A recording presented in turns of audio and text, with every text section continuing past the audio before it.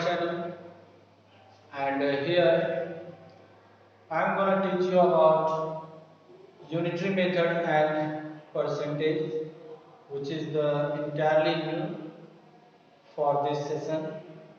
So let us start about unitary method and percentage.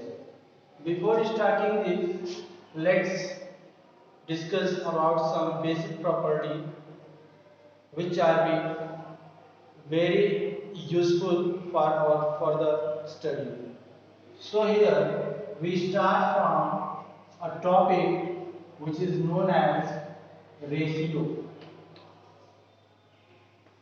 and I hope that you have studied about ratio in your previous classes, where you become to know about the meaning of ratio as to be comparison.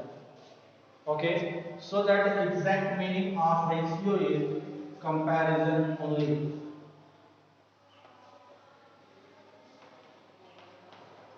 Comparison. Ratio indicate comparison, which means that we compare the objects. We compare the two objects. Then we write them in mathematical form. They are known as ratio. Just suppose that if we have two quantities A and B, okay, and I ask you for compare them, then you will write them as a ratio A is to B. So that the ratio is denoted by A is to B and read as A is to B. Okay, which means that we compare A with B. So this is the ratio, and the meaning of ratio is comparison. And there is one most remarkable property of ratio is that we can only comparison those quantity which are in the same unit. Okay, if the quantity have different unit, then we cannot compare them. In order to compare them, we have to make their quantity to be same. Then we can compare them. Just suppose that if I give you 20 rupee and 20 rupees to 500 paise.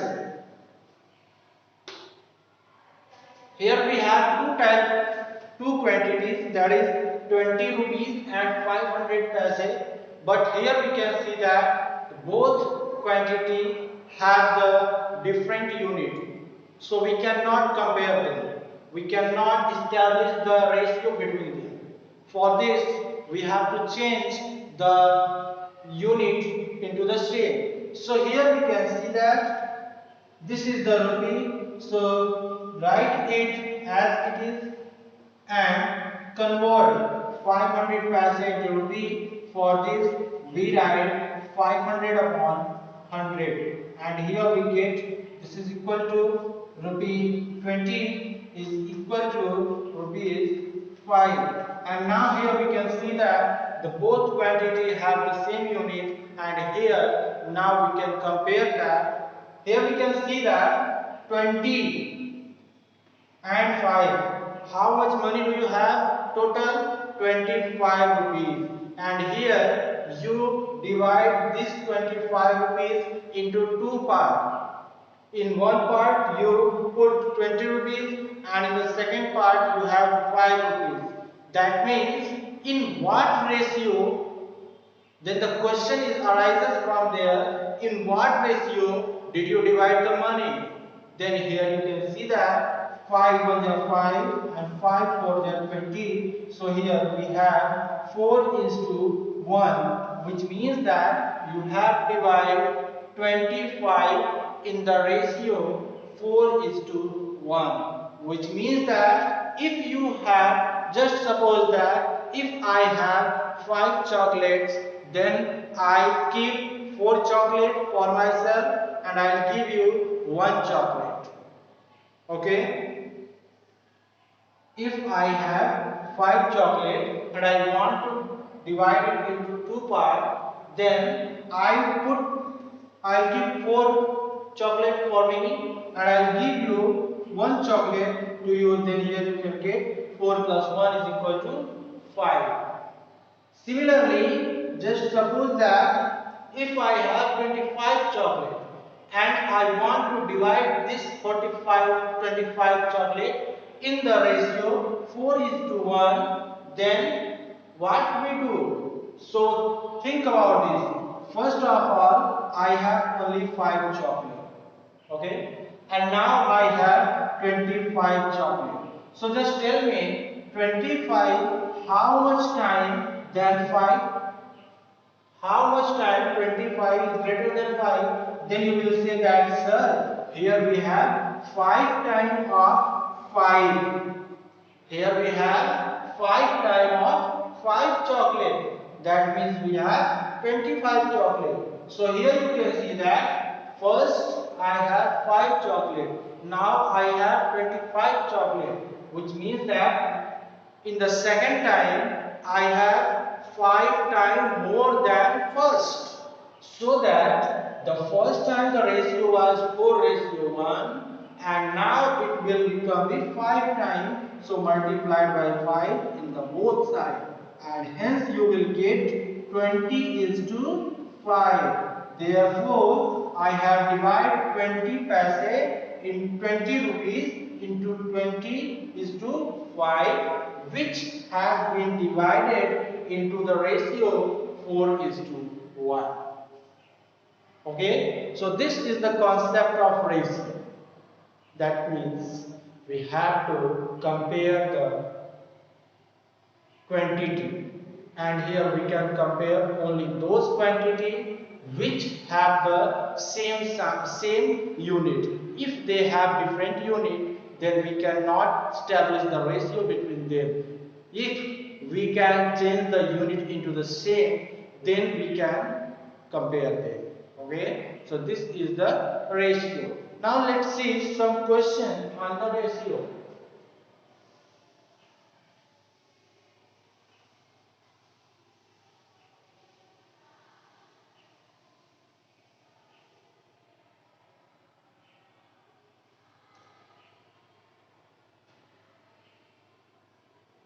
Seven days and 2 weeks.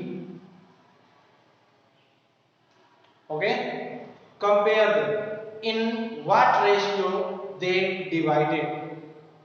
Here we have to compare 7 days and 2 weeks, that in what ratio they have divided. So here we first change the unit. Here we can see that in the first quantity the unit is days, and in the second quantity we can see that the unit is week. So we cannot compare them until we change the unit to make them same. That's why here we write 7 days is to 7 multiplied by 2 days, because we know that in 1 week there are 7 days. So we write like this, and now here we get 7 days is to 14 days.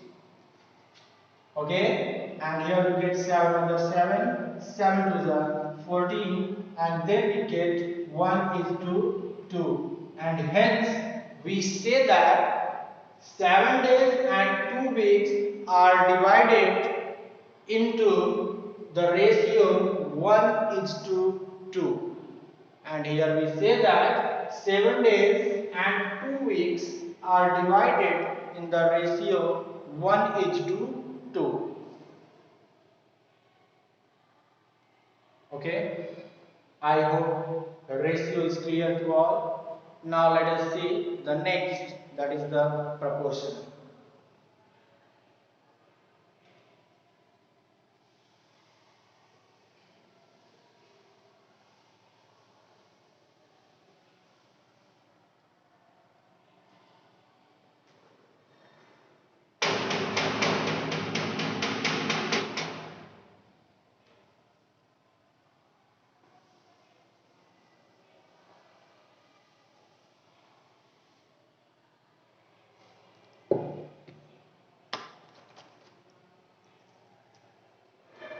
The next topic is proportion. What is the meaning of proportion? The meaning of proportion is equality, as we write the whole number as equal. If we write, we have two whole number 5 and 5. Then if we compare them, we say that they are equal. Okay, when we compare these two quantity, we write equal. Here we can write 5 liters, and here I write 5000 milliliters. Okay, then I say please compare. Then you will write both are equal. Then you will say that sir, both are equal, because we know that 5000 ml is equal to 5 liter.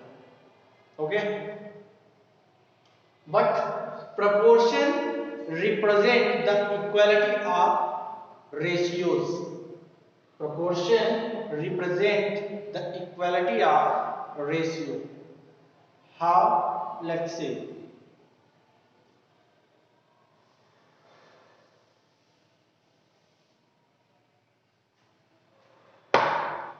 If we have four quantity, or you can say that here we have two ratios. A is to B, and the second is B is to C. Okay. Then here we can write A upon B, and this can be written as B by C. And if A by B is equal to B by C, here we can say that A upon B, B upon C are not the ratio, they are the fraction. They are the fraction. And if two fractions are equal, that is A upon B is equal to B upon C, then we say that the ratio A is to B is in the proportion of the ratio B is to C. Okay? If the fraction A by B is equal to B by C, then we say that the ratio A is to B is in the proportion of the ratio B is to C. This is the definition of proportion. And here the elements, the quantity which are outside. Which quantity are outside? A and C. A and C are the outside element. That is why A and C are known as extreme. Are known as extreme point. Or you can only say extreme. Here A and C are extreme, and B and so here I have to write this like this: C by D, then this will become C by D, and this will be also changed like C by D. And B and C, B and C. B and C are inside, that is, they are near to proportion. That is why we can say that B and C are in the mid of the proportion, and hence they are known as B and C are known as mid. Mean, they are known as mean. Okay, they are known as mean. And one most important thing I would like to tell you that if A is to B is in the proportion of C is to D, that is, if A by B is equal to C by D, then apply here cross multiply and we get A multiplied by D is equal to D multiplied by C. Now just tell me what are A and D? A and D are the extreme. A and D are the extreme. So we can say that product of extreme is equal to the product of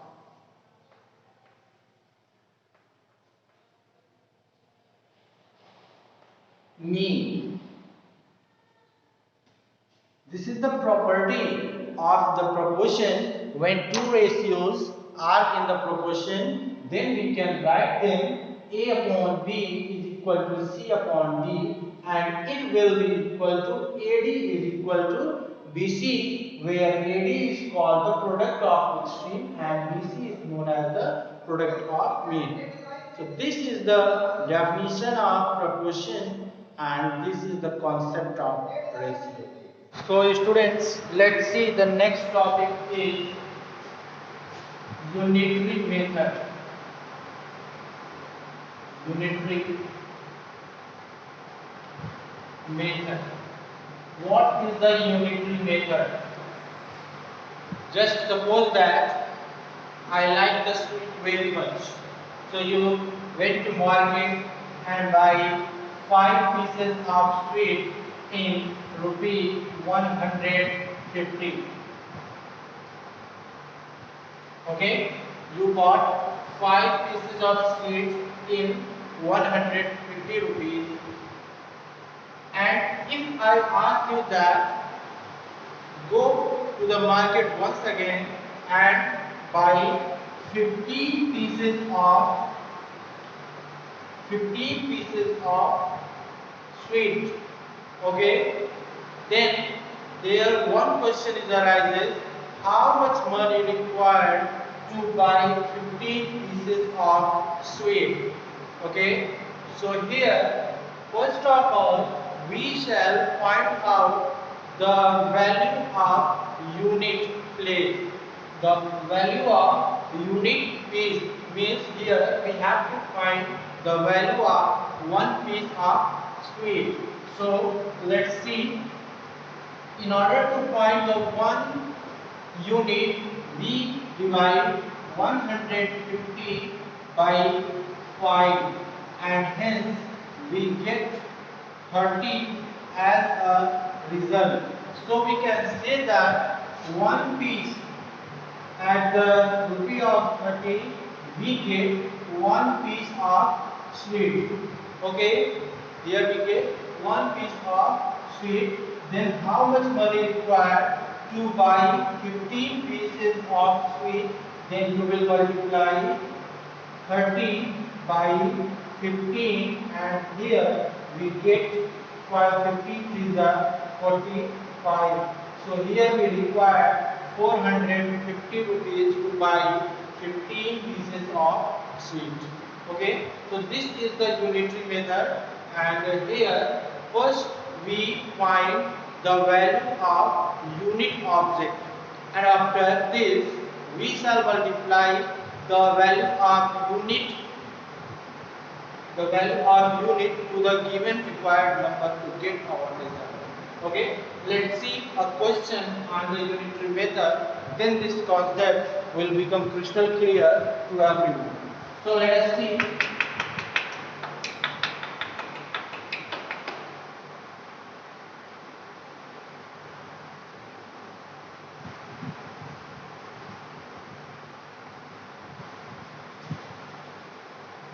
So let's see, there is a question.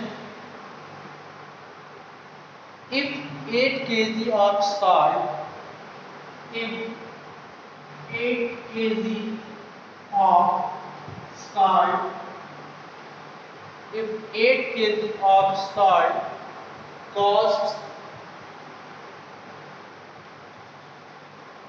96 rupees.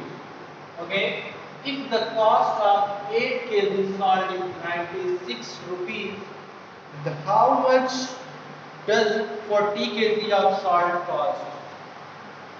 How much does 40 kg salt cost? Okay, this is the given question. First, we solve this question by our concept, and after that, I will give you an idea to solve this question within a minute. Okay, so the question is, if 8 kg salt costs 96 rupees, means the cost of 8 kg salt is the cost price of 8 kg salt is 96 rupees. So here we write cost of 8 kg salt is equal to 96. The cost of 8 kg salt is 96 rupees. Then this implies cost of 1 kg salt, and this will be equal to 96 divided by 8, and here we get 12 rupees. Okay, so that the cost of 1 kg salt is 12 rupees.